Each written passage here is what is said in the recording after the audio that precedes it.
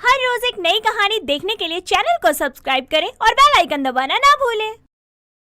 भावना की शादी को 2 ही महीने हुए थे और इन 2 महीनों में भावना ने 1 महीने अपने ससुराल में बिताया और 1 महीने से ज्यादा वो अपने मायके में रह रही थी।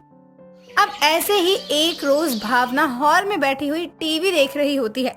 तभी भावना अपनी भाभी को आवाज लगाकर कहती है, भाभी कहाँ हैं आप? मेरे सर में बहुत दर्द है, एक कप चाय बना दो। ये सुनकर भावना की माँ और सुमन की सास सरला अपनी बेटी से कहती है, तुझे तो शर्म ही नहीं आती। ससुराल से तुझे आए हुए 1 महीने से ज्यादा हो गया, लेकिन तूने अब तक एक पानी का ग्लास नहीं उठाया है। माँ आप तो कम से कम ही बोलो ना, भाभी को तो कोई दिक्कत है नहीं, तो आपको क्या दिक्कत है? वो तो मेरी वजह से कुछ नहीं कहते, वरना तेरी हरकतों से तो तेरे ससुराल वाले भी परेशान हैं। भावना का मायका अमीर था और उसे पूरी फ्रीडम देता था, लेकिन अब ससुराल भी मायका बन जाए तो ससुराल और मायके में क्या ही अंतर रह जाएगा, जिस वजह से भावना अपने ससुराल में नहीं रहना चाहती थी। देर रात खाना खाते हुए सरला अपनी बेटी भावना से कहती है, भावना तेरा ससुराल जाने का इरादा है या नहीं? तू चाहती क्या है? आपका क्या इरादा है, मुझे रखने का या नहीं? मैं अपने ससुराल तब तक नहीं जाऊंगी जब तक कि वो मुझे मेरी तरह जीने की आजादी नहीं देंगे। ये रही तेरी भाभी तेरे सामने, तू बता इसे नहीं चाहिए आजादी? औरतों को थोड़ा बहुत एडजस्ट करना पड़ता है हर जगह। माँ यहाँ तो भाभी को ना भैया रोक टोक करते हैं और ना ही आप कुछ कहती हैं, लेकिन आप मेरी सास को तो जानती हैं ना, कितना सुनाती हैं वो मुझे। घूंघट क्यों नहीं किया, ससुर के सामने क्यों आ गई, नहाकर किचन में क्यों नहीं आती, और मेरा पति माँ ने जो कहा बस वही मानो, और माँ को खुश देखना चाहता हूँ मैं तो। बताओ मैं कैसे सबको एक साथ लेकर चलूं? भावना मैंने 15 दिन बाद ही तेरी विदाई का समय दे दिया है, तुझे अच्छा लगे या बुरा लगे तो अपने ससुराल ही रहेगी, और साल में कभी 1 आधे दिन के लिए मायके आ जाना बेटा, और अब कुछ नहीं कर सकती मैं इससे ज्यादा तेरे लिए। भावुक हुई सरला खाना छोड़कर इतना कहने के बाद चली जाती है और ये देखकर जैसे ही सुमन अपनी ननद भावना को कहती है, आपको माँ जी से ऐसे बात नहीं करनी चाहिए थी, उन्होंने कई दिनों से ठीक से खाना भी नहीं खाया है। ओ प्लीज भाभी आप तो बोलो ही मत, आपको तो यहाँ ना राज मिला हुआ है। भावना अपने ससुराल नहीं जाना चाहती थी, लेकिन सरला को हर कोई ताने दे रहा था। सरला भी अपनी बेटी की हरकत से काफी ज्यादा परेशान हो चुकी थी, लेकिन किया भी क्या जा सकता था। अब अगली सुबह सरला अपनी बेटी भावना से कहती है, भावना आज मार्केट चलना है, तेरे और तेरे ससुराल वालों के लिए कपड़े लेने होंगे, ज्यादा समय भी नहीं है तेरी विदाई में। बेशक आपको ऐसा लग रहा हो कि मेरी आप यहाँ से विदाई करवा देंगी, लेकिन मैं इतनी आसानी से यहाँ से नहीं जाने वाली। ये बातें चल ही रही होती है कि सरला की पड़ोसन विमला का सरला के घर आना होता है और सरला को उदास देखकर विमला सरला से कहती है, क्या बात है, कई दिनों से तू मेरे घर नहीं आ रही है, तबीयत तो ठीक है ना तेरी? हाँ विमला मैं तो ठीक हूँ, लेकिन एक टेंशन जाती नहीं कि दूसरी टेंशन आ जाती है।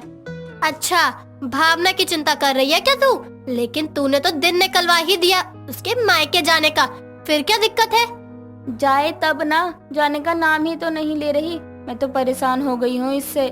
देख सरला बुरा मत मानियो तो एक बात कहूँ, इसे तू कुछ भी कहेगी तो इसे बुरी नहीं लगेगी तेरी बातें, लेकिन सुमन ने से कुछ भी कहा तो उसको उसकी बातें चुभने लग जाएंगी। विमला के कहने पर सरला अपनी बहू को चढ़ा देती है और अपनी बहू से कहती है, बहू तो इतना काम मत किया कर, भावना को भी बोल काम करे, मेरी बेटी है तो क्या बैठकर खाएगी वो? लेकिन माँ जी वो कितने दिन यहाँ रहने आई है? वो यहाँ रहने ही तो आई है, सुख जो मिला हुआ है उसे यहाँ। अब सुमन देर शाम अपनी ननद को कहती है, भावना मैं तुम्हारे भैया के साथ फिल्म देखने जा रही हूँ, बहुत समय बाद उन्होंने मुझे फिल्म दिखाने का वादा किया है, तो आज शाम का खाना तुम्हें ही बनाना पड़ेगा। ठीक है मैं माँ को बोल देती हूँ, वो खाना बना देंगी। अब जैसे ही भावना अपनी माँ को खाना बनाने के लिए बोलने जाती है, वैसे ही सरला चप्पल पहने हुए भावना से कहती है, भावना आज खाना तो तुझे ही बनाना होगा, मुझे भी मार्केट निकलना है। अब भावना के सर पर जैसे ही काम आ जाता है, वो उन कामों को गुस्से में करने लगती है। और तो और सरला और सुमन भी प्लान के साथ बाहर जाते हैं और रात के करीब 10 बजे घर लौटते हैं। इधर भावना खाना बना कर रखती है और अपनी माँ के आते ही कहती है, माँ अब और कुछ नहीं होगा मुझसे।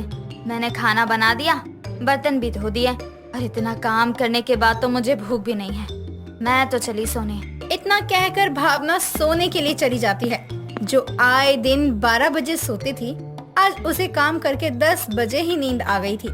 अब अगली सुबह सरला अपनी बेटी भावना को सुबह 7 बजे उठाकर कहती है, भावना उठ जा, मेरी तबीयत सही नहीं है, तुझे ही आज घर का काम करना होगा। घर का काम भी करना है मुझे? क्यों, भाभी को बोलो ना, बहुत नींद आ रही है मुझे तो।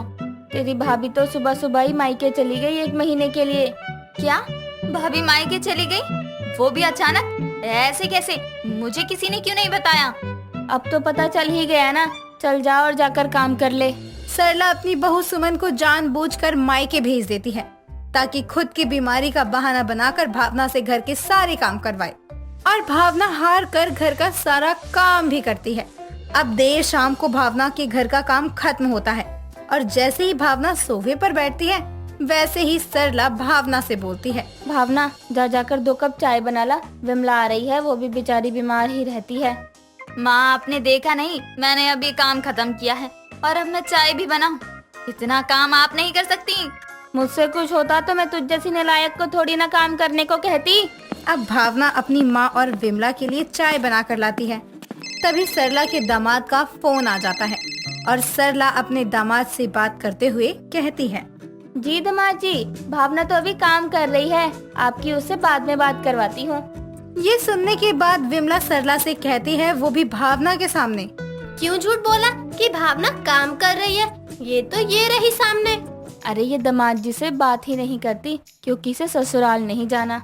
लगता है अब मुझे ही अपने दामाद जी की दूसरी शादी करवानी होगी। राम राम सरला, तू क्या कह रही है?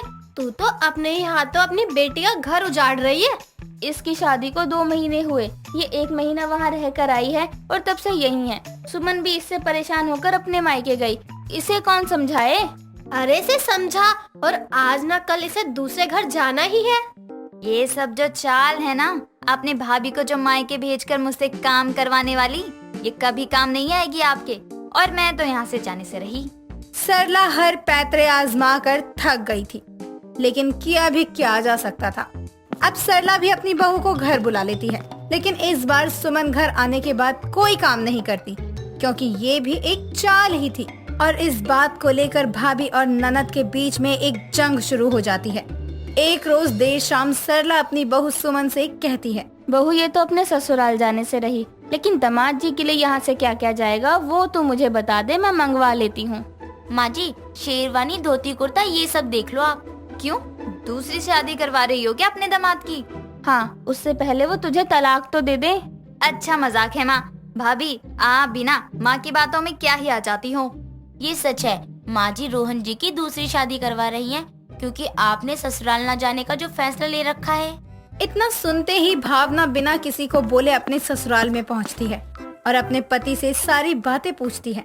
हालांकि इस झूठ की खबर के बाद जाने अनजाने में ही सही भावना अपने ससुराल में रहने का फैसला कर लेती है, क्योंकि आखिर कब तक सरला अपनी बेटी को मायके रखती और ननद भाभी की लड़ाई देखती। दोस्तों, अगर आपको ये कहानी पसंद आई तो इसे लाइक करें, शेयर करें और कमेंट करके बताएं कि कहानी में आपको सबसे अच्छा क्या लगा।